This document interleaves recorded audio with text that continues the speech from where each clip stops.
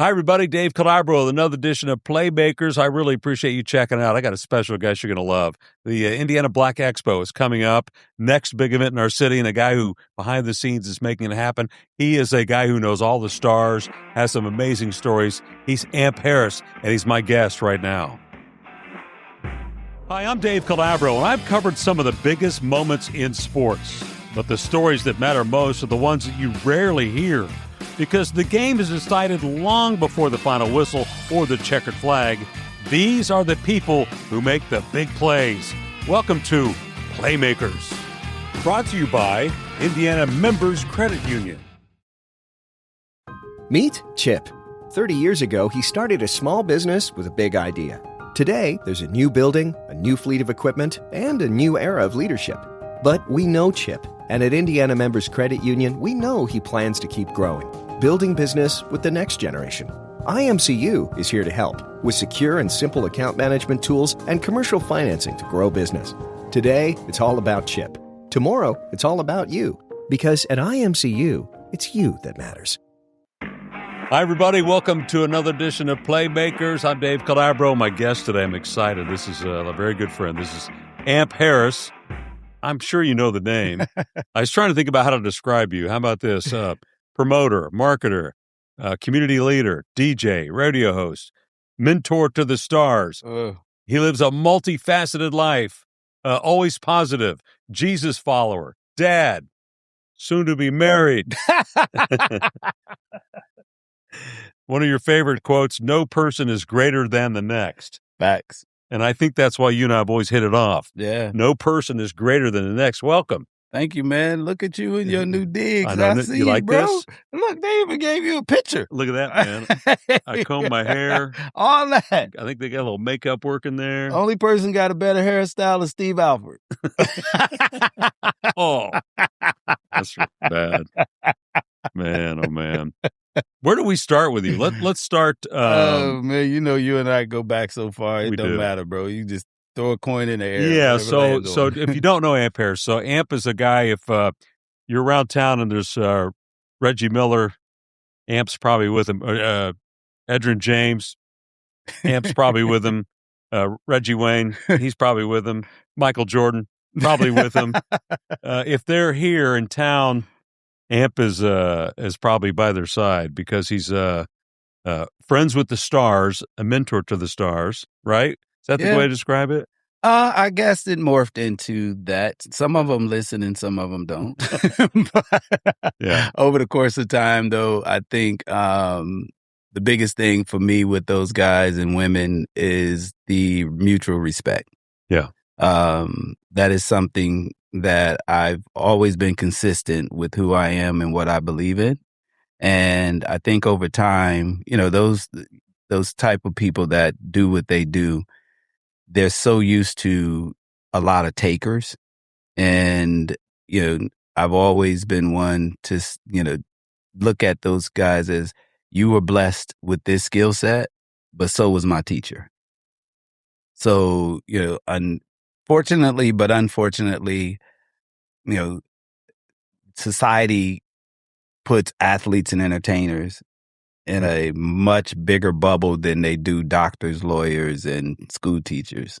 So for me, I have the same respect for the school teacher, the janitor, my garbage man that I do for the athlete and entertainer. So over time, they see that is the point that I'm making. Yeah. So you got into this marketing promotion. You started out as a DJ, right? Mm-hmm. When did you get I was a DJ guy too. Yeah. When did you get the bug? Were you like in junior high? And you know, it's funny. I didn't choose it. It chose me, to be honest. I've always been in music. I actually started as a drummer when I was a kid.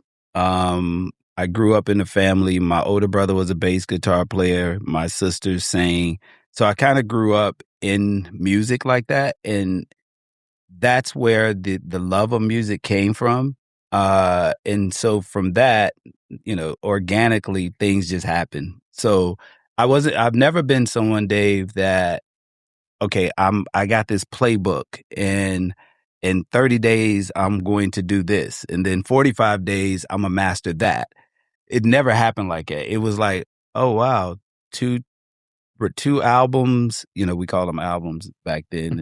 Yeah, 12-inch, 45s, right? 45s. So, if you're 21 and under, there was a such thing as a 45 record. There was an 8-track and a cassette, a CD player. But I started off with like 2 turntables and a microphone. And I literally was self-taught. And from that, I'm here sitting with you today. Yeah, pretty wild. Was that where'd you go to high school? You were part of busing, right? You went to Decatur Central, I was part of the first busing system. I spent a lot of time when I was younger in New York, so I would go back in the summer times, but then I went to high school. I went to Manual High School first. My freshman year was, basketball. And then we got part of the busing program from the East Side. So me and Mike Epps was in the same neighborhood. So we got bused to Decatur Central. And if you could find your way to Broad Ripple, you could go to Broad Ripple because that was on the bus line from where we lived straight up college. But then they said, nope, we got this new system that we want to educate you kids. So we're going to decide to bus you 45 minutes to an hour to a place you ain't never heard of, don't know where it is, don't know none of the people. So you're going to Decatur Totally Central. Different culture. Oh, completely. Come on. That was part of, and see, I honestly, like going to Decatur Central was part of my upbringing and the person that I am because they burned a cross in our yard at Decatur Central. Like literally. Do what? They literally burned a perfectly manicured cross in our yard at Decatur Central. We coming off of 465, get off the freeway. We're like, what are those lights? Because we had to go, we were in our busing system. It was 6 o'clock in the morning. We had to get on a bus and drive 45 minutes to the boonies. And back then, that's what we in the inner city. Like, yeah. So we driving 465, we look over and it's like red, yellow, blue, like lights in the air. And we look up like, what's that smoke?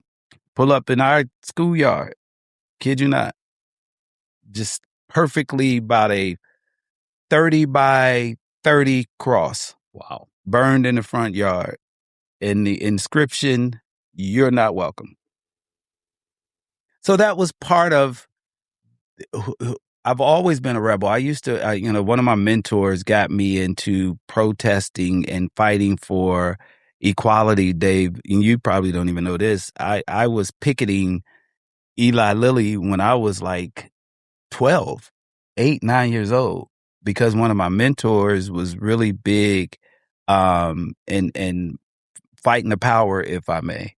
And so when I went to Decatur Central, that was another one of those moments that triggered me that why are we being treated like this? Amen. And we didn't ask to be here. Mm-hmm. So, it caused me. I was on a basketball team. I was protesting and calling meetings. Dave Calabro back then, I made the entire superintendent's office of Decatur Central have a meeting with me, and we had a homeschool advisor. And I quit the basketball team in protest because of that, and they would not pick any black girls for cheerleading. And this is back in this 84, 85. Wow. Yeah. So that was a story. I think that was one I never told you. So that's really neat. But yeah, so I went to Decatur Central, and that's always my fun memory. And I haven't been back since I graduated. Yeah, that's remarkable. Yeah. I want to go back to that story. What did that, you talked a little bit about as a kid though, in high school, that lit something in you, didn't it? Yeah. I mean, literally lit something within your soul, didn't it? I was part of that, fighting for equality and being taught that you have a voice. And my mentor is an attorney. His name is Inyofu Burt Elmore. He lives in Philadelphia now. And he used to pick us up and he used to teach us, like, rest in peace, Jim Morris. I met Jim Morris when I was a child because he used to run the Eli Lilly Foundation. And we protested. It used to be on Meridian Street, 28th and Meridian, if I'm not mistaken. Yep. And I'm up and down Meridian Street. So it was always in me. So this is not something that, I jump on some bandwagon and I'm some religious nut who just jumps out there. It is literally part of my DNA to use what I have to uplift other people, and particularly, the voiceless. So God chose me as the right person, and I don't run from it. I put my name out there on it, and I'm a firm believer, to whom much is given, much is required. And my mother instilled that in me as a child, growing up in the church and understanding we walk by faith, not by sight. So seeing those kind of things, I put my entire name, basketball career, all of that on hold. And I just literally quit the team. And I was starting point guard for our two. And I'm like, I'm done. That's wild. Your mom, you've always talked about mom. Mm-hmm. Yeah. When did you realize she was different than some of the other moms? That she instilled these things in you? Wow. So it was another tragedy in my life that happened when I was 13. I've shared this story watching when I was 13, Dave, and for me to be able to talk about this now would have been hard probably 3 to 4 or 5 years ago. Mm-hmm. So, my mental health is challenged every single day. But particularly when I was 13, I watched my stepdad shoot my brother in the head. And at the same time, not only did I watch it, my mother watched it. And what I learned from her in that moment was how strong she was in her faith. So I know and I live through what the challenge of faith is every day. But I also learned from her that in her journey, because I'll never forget it, I had a nervous breakdown because at that point, everything is about retaliation. And you're taught, an eye for an eye. But my mom told me one day through that, because it put a stain on our relationship. And rightfully so. You lose your son, you lose your husband, and potentially you lose your youngest child to be able to see something like that. And, I was told that she was told, then I was told that I would need to go, I would be mentally challenged from something like that because of the trauma. Then I should be medicated, or I'm going to be, and I've always, my brother was a hothead, so that part of it within itself is something else. But I kind of had that same type of personality when I was young. I was quick to trigger. I was quick to jump off, and I've learned over time to curtail that, which is why I'm a big advocate for mental health, because I am the poster child of someone who's supposed to be. So it's kind of that's tough, man. I mean, that's that's pain. That's painful. So I've fought through it, but every time I think that I'm going through something, I think about her. Totally feel you. I mean, you and I go way back, and I've known this story, and I know I've watched the impact she's had on you through the years, and it's just cool to watch you walk into whatever environment it is and just be the light. Given what you've been through, that speaks a lot about one woman and that impact that she's walked you through and believed in you, right? I mean, that's pretty special. Well, the point I was making is like the strength of my mother. I had a breakdown one day just out of the blue, and I used to talk at my mom. I didn't talk to her. And it was a long time, and I'm like, what the hell is wrong with me? So then she and I had a talk, and she literally said to me, I know you may not like me. You may resent me, but I need you to understand something. My Bible doesn't teach me an eye for an eye. Whatever you were taught, retaliation, go back. That's not me. Whatever is meant for your stepdad, that will happen to him. But you need to know something. As much as you're hurting, I'm hurting 3 times as much from the loss of your brother, my husband, and you. And the only thing that has pulled me through is my faith. So I'm like, holy Jesus, I'm selfish. And you've used all those experiences, the Decatur Central thing, the death of your brother, to all the good you've done. And it just inspired you to get involved. What's the first thing you remember doing in our city that you were like, oh, I can make a difference by just picking up the phone or asking athlete A to come over and do something? It started way before then, Dave, to be honest. That's a really good question, but it really had nothing to do with any of those guys. It really had everything to do with literally that moment with my mother, because then it taught me that there are 2 things in my life that taught me how selfish people can be and how selfish I was. It was that moment and when my daughter was born. When my daughter was born, we take for granted that all of the free time that we have, particularly if you are a person, you're emotionally vested. And I didn't know what to do as a father, bro. Like, I'm like, God, leave me. I mean, I was so lost, Dave. I went shopping and spent $3,000 on clothes, and my daughter was maybe 2 weeks old. And someone had to tell me, now, stupid. Literally, this lady had told me, stupid.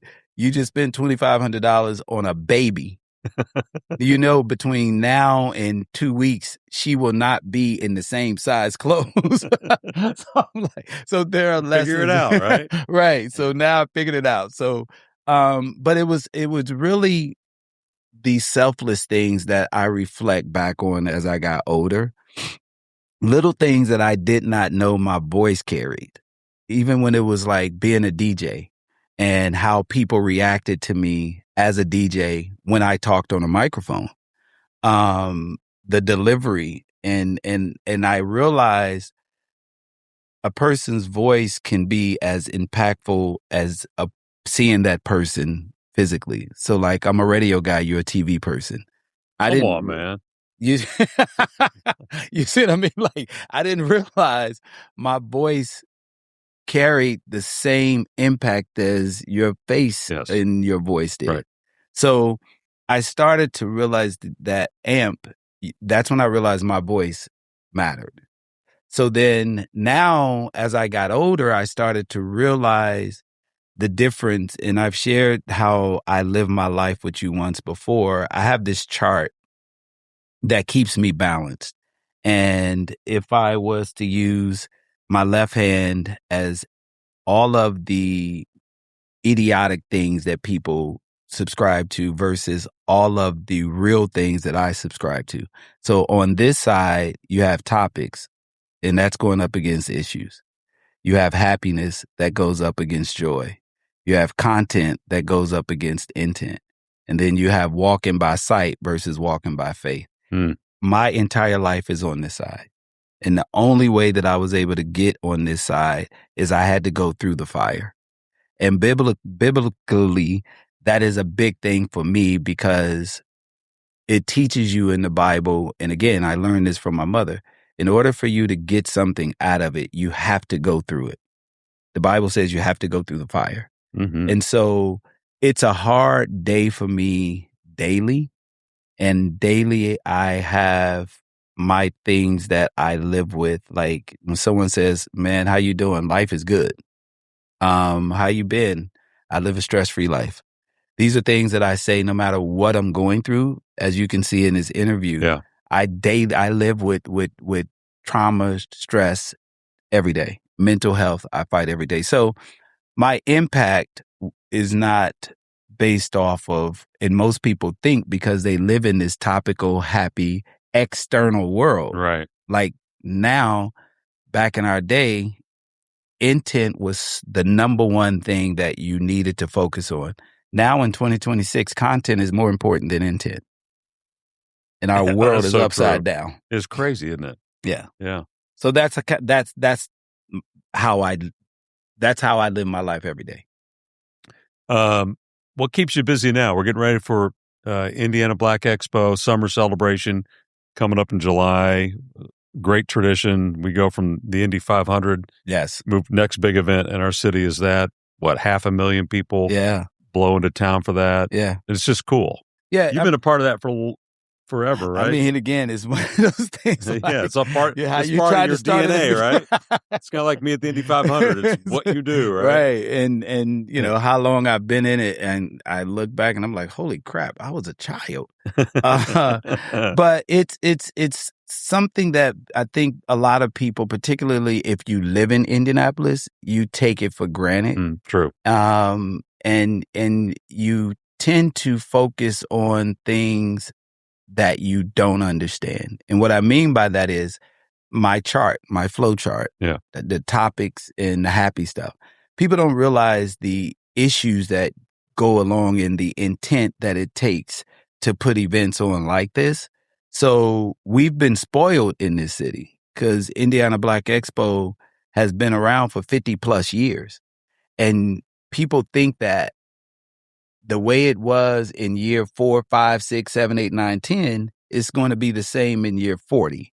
And that's not necessary. Got to evolve. It evolves. It has peaks and valleys. Yeah. Any organization that's been around that long, you have that. You know, the Pacers 2 years ago, Eastern Conference Finals in the championship game. Now in 2026, we at the bottom of the barrel. We thought we was going to get 1 through 4 and it picked out number 5. That didn't work out so much. Oops. That plan didn't work. That plan didn't work. Yeah. And so you got to learn to adjust. So with Indiana Black Expo and being around it, man, my thing now is, you know, they don't know the hours that I put in, the volunteers put in, the staff puts in to try to keep it afloat.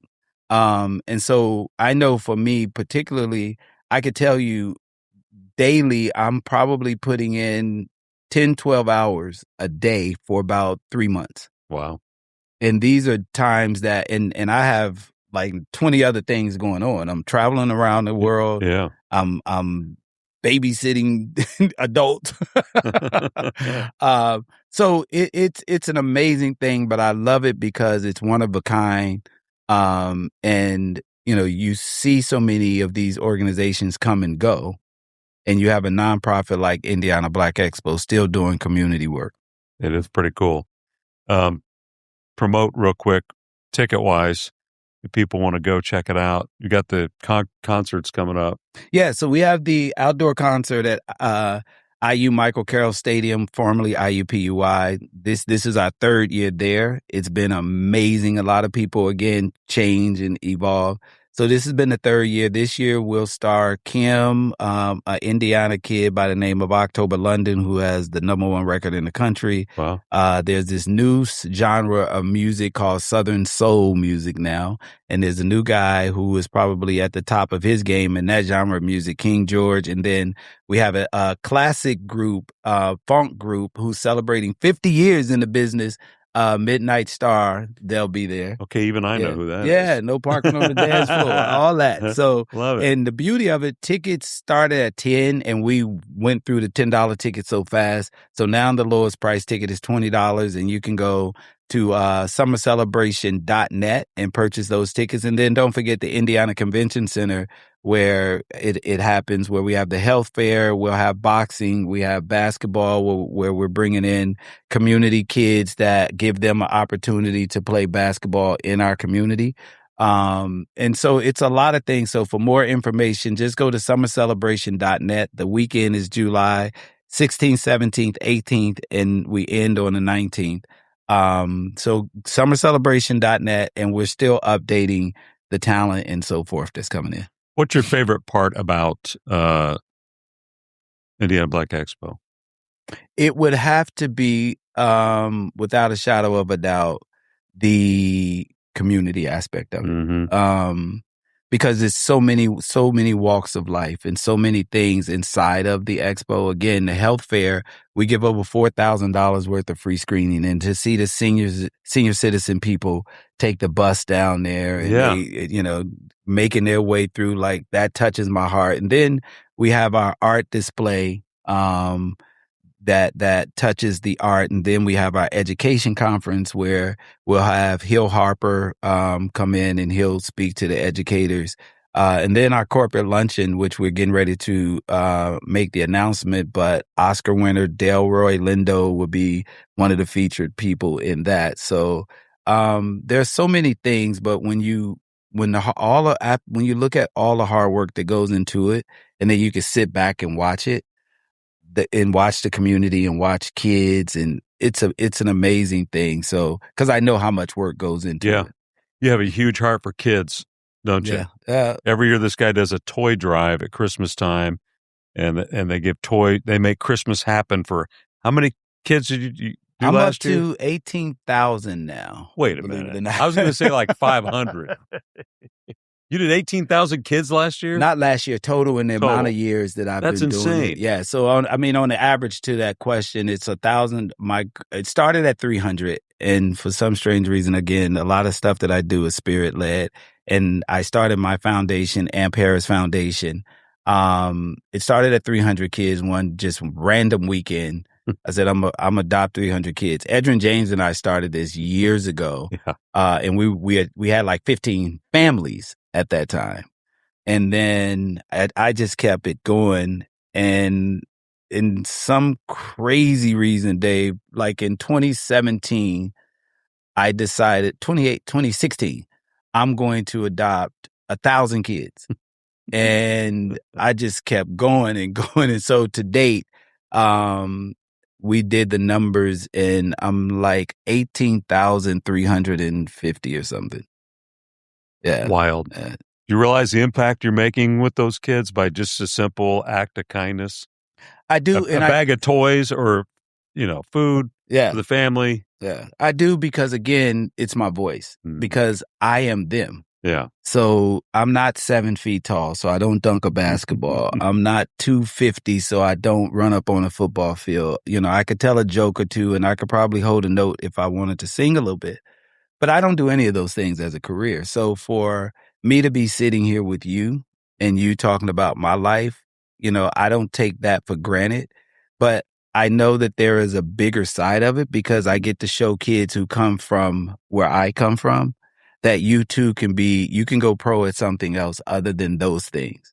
Isn't that so true? Yeah. So that's the impact of it for me. Instead of like, hey, I'm going to be a basketball, football, you give them a whole different look at life. And you can still be with all of those people. Yeah, absolutely. And they still will have the utmost respect for you. Yeah. It's really not what you do, but who you are. Yeah. And that's the biggest thing for Amp Harris. Like, I can't tell you what I do, but I can tell you who I am. Mm-hmm. You went through a list at the beginning, like, he does this. I don't know what I do. People ask me, what do you do? And I'm like, I don't know. So, but I one thing I do know who I am and whose I am. Yeah, that's it. That's exactly it. I want to talk about all your famous friends. You got a funny list of friends. I call them friends. You mentor a lot of guys. Yeah, I mean, from Reggie Miller to playing pool with. Didn't you and Michael Jordan become buddies a million years ago? Yeah, we did at when I was a DJ working in a nightclub, and I wasn't 21. But it was a nightclub here in Indianapolis. Piccadilly's? Piccadilly. Was it Piccadilly? You're aging yourself. Oh, Dave. that is so You're funny. aging yourself. So it's a lot of people, man, that don't know Piccadilly's. But it was a club on 30th and Lafayette Road. Yes. And I was a DJ in there along with my man Thomas Griffin and Tony Lamont. But Michael Jordan, I had a mutual friend, and Mike, and the crazy part is, I tell people this story and they don't believe it, but it showed his competitiveness even then. And I'm not a good pool player, Dave. I can hold my own, but I'm not going to go bet nobody that I could beat him. So we're playing pool, and Mike was trash.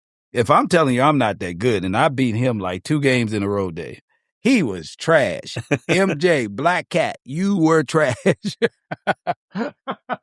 Like, real life trash. But guess what? He was so adamant that he needed to win 3 games that the club closed at 12:30 in the morning. We didn't leave till 3:30. So he could win 2 games? 3 in a row. And I'm like, bro, you got it. You win. Oh, hell no. Like, excuse me. Sorry about that. But like, he was that competitive then. And the last time we hung out was when Dwight Freeney went into the Ring of Honor. And sure enough, we talk about this story. And Reggie and them didn't know, like, I knew, like, so I go up to him and Reggie and them like, yo, that's MJ. Like, man, please. So I go up to him, Black Cat, because that's what we used to call him. And so, like, me, Ron Harper, like, that's my brother. Ron Harper, that's my heart. So we were all cool back then. And so when I see Mike, I'm like, yo, whatever y'all do not play cards with him. Don't do anything that requires the word bet.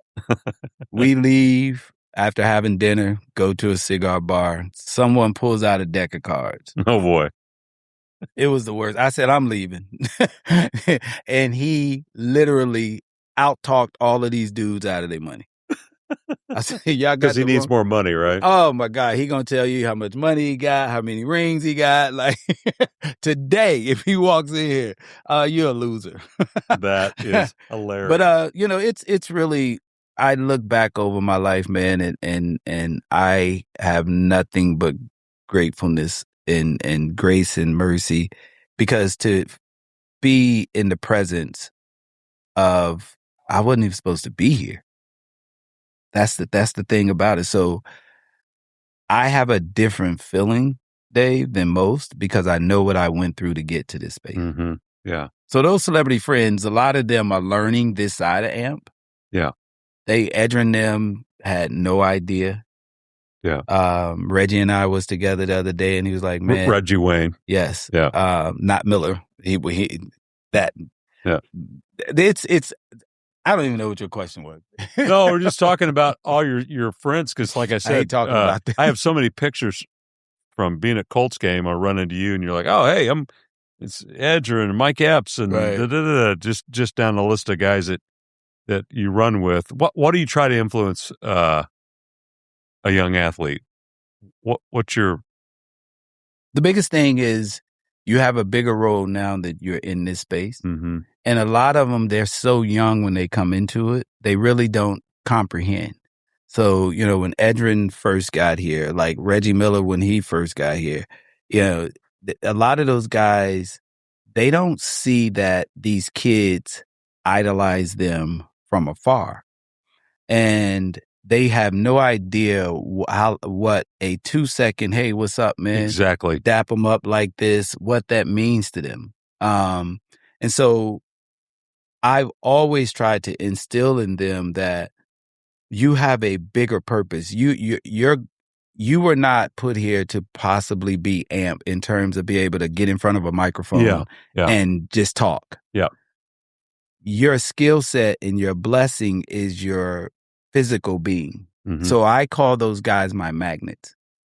And I explain to them why I call them a magnet. Because if I'm standing next to you, if I mention your name, you don't have to be a child. You can be an accomplished adult, and you will lose your mind because you idolize these people. Yes. So I said, imagine the adults that you come across that can afford to be here.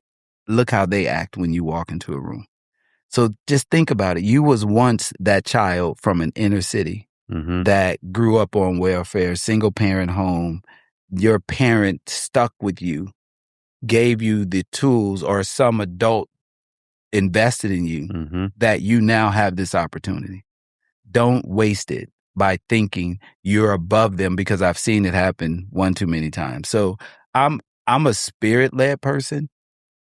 Some of these people are my friends, and some of them are just associates. And I know the difference.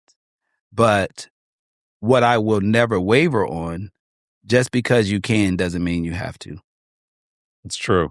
And a lot of them, so I could just walk away. Yeah. Yeah. So, that's always the first thing. And, the second thing is I'm going to always be confident. I'm going to always be me. I'm never going to conform.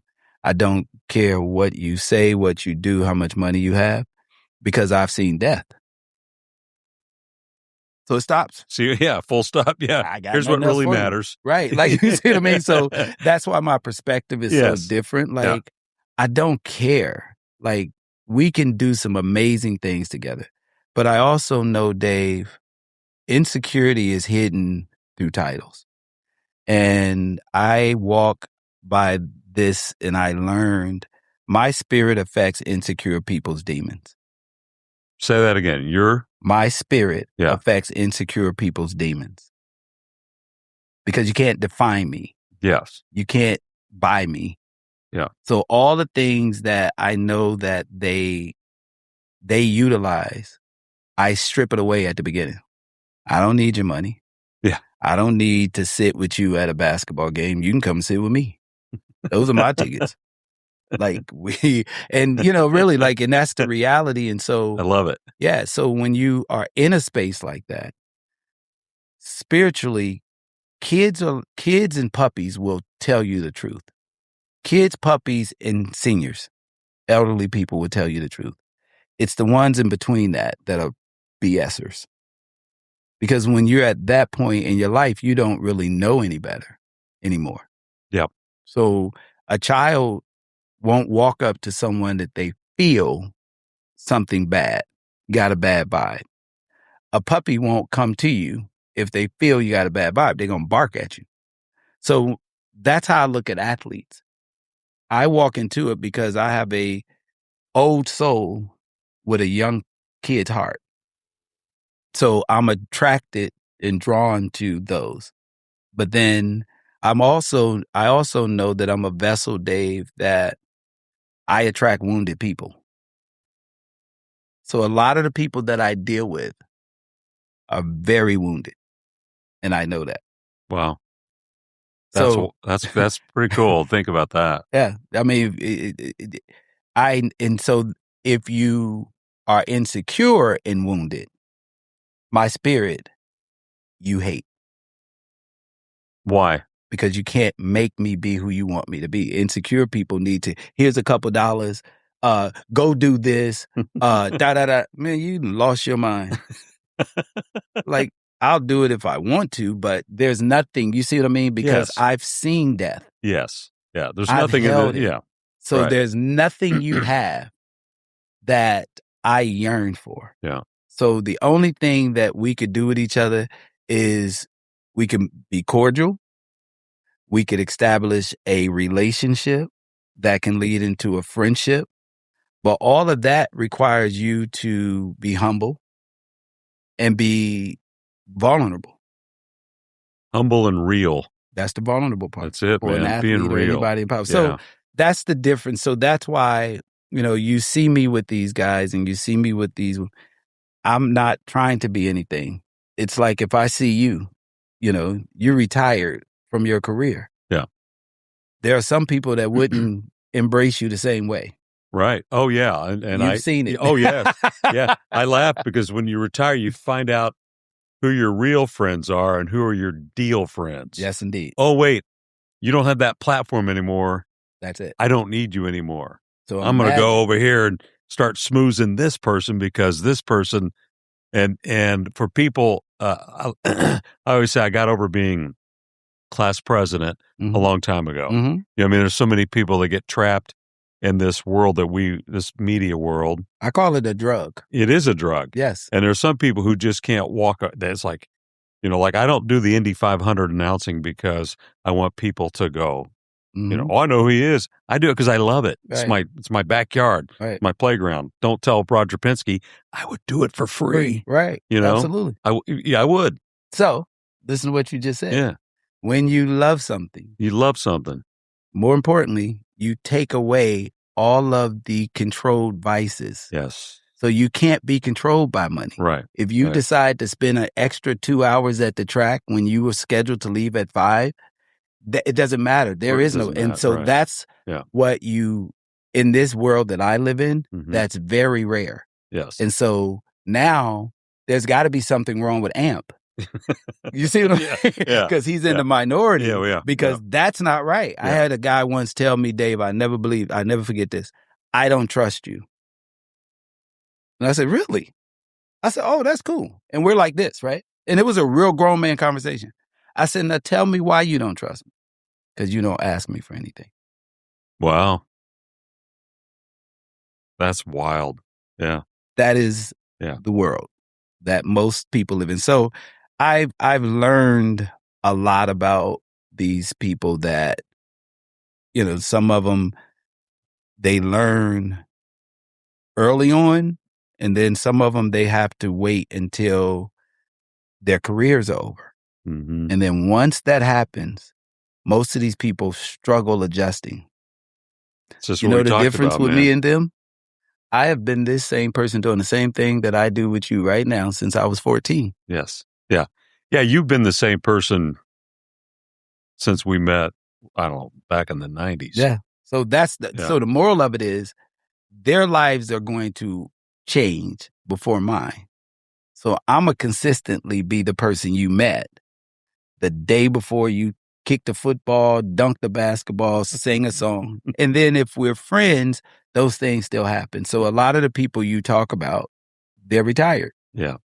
And we're still friends. Yeah. Well, that's because you're good peeps, man. I don't know about all that, but hanging out with AMP. Somebody asked you, I think you got asked when we walked in here, AMP. Is that your real name, AMP? Another major power move? Someone gave me that. My AMP has been a name again since I was a child, man. My mom calls me AMP. She's never called me Anthony, Tony, any of those things. It's always been AMP. About to get married? Yes. Congratulations. Yes, this is the first public forum that I've said that on. Come on, it's out there. Isn't it out there? No, I live you'll never see my personal life on social media. You'll see me celebrating my daughter and my mother. I'm a reporter, man. I'm supposed to ask these questions. Hey, listen. I am not ashamed. I'm just smart. Oh, I love it. There's a difference, brother. So I love it. No, I mean, I look forward to it. And I've always lived a private life. People assume they know me. They have no idea. I'm the most boring guy you could be around. Yeah. Same way. Yeah. Sit at home on my back porch. Yeah. And in the summertime when I'm in Indy and I'm not traveling, every Saturday after I leave the gym, you can catch me at McAllister's. Outside on the Having deck. a split tea. Listen, no, just tea with no sugar. See, I don't even put sugar in my tea, Dave. I'm boring like that, bro. Like, ain't no split tea, no half and half. Arnold Palmer's for me. Just straight tea, lemon, and nothing else. Before we go, tell me future. I know you're not a planner, but what's the next big thing for you? You just said it. I mean, who knows, I'm getting right? Married. No. Yeah. Nah, man. You know what, man? My daughter just graduated from college, man. Congratulations. I mean, thank you. It was, the one thing that I did plan, and I asked God for direction, was do not let me shortchange my daughter's education. And so I was blessed and fortunate to be able to do that. And now it's like, I can spend some time on me. So I don't, you said it, I don't plan. I am grateful, man. If God forbid, if something was to happen to me tomorrow, man, I have no regrets. I did it. I help people. I try to be a good steward. I always have put God first. I try to be, have a high moral compass. Not perfect by no stretch, but I am someone who believes in self accountability. So these opportunities, I pinch myself sometimes because I don't know how, but I do know why.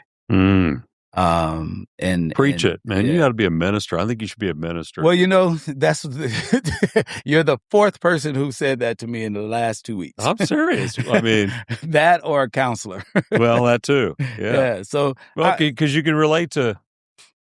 I can, people, and I love my freedom, though. Yeah. I love to be able to not be restricted, because I also live this in my life. Like, if they can define you, they can confine you. And I love the fact that, I've been able to navigate that world where he's this person. Yeah. You know what I mean? Oh, yeah. Yeah. Yeah. Oh, trust me. Yeah. Once you retired, it was like, amp, yes. So it's I'm thankful though, Dave, to be honest, man. I am grateful. I am, I would not have changed anything in my life. Yeah. Well, you've been a blessing to many, man. Seriously. I watched it for years, just being at these events and seeing all the things you do in our city. So congrats. Thank you, brother. To you, man. Thank you, man. Brother from another mother. That part, right? You and your new 18 jobs after you retired. Playmakers. Shout out to Indiana Members Credit Union for their sponsorship.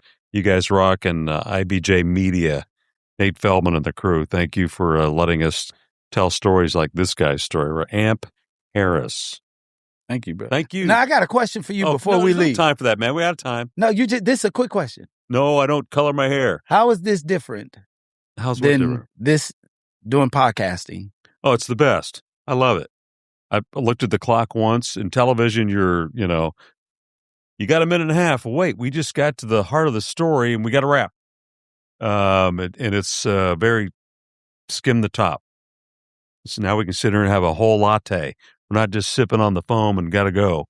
We get to sit and have a real conversation, and people can actually learn about your heart and share your heart and impact somebody with your story. You know what I mean? Hopefully somebody younger is hearing your story and go, oh my gosh, I got some trials and tribulations in my life. Look what this guy's done. Right. Look where you've been. Right. Look to the fire you've walked through. I mean, for me to use this platform to do that, this is just a total blessing in my life to help pay it forward, to call people up and go, hey, Adam Vinatieri, tell the stories. Right. You know what I mean? Tamika Catchings, Gary Bracca was in here, sharing his heart. Right.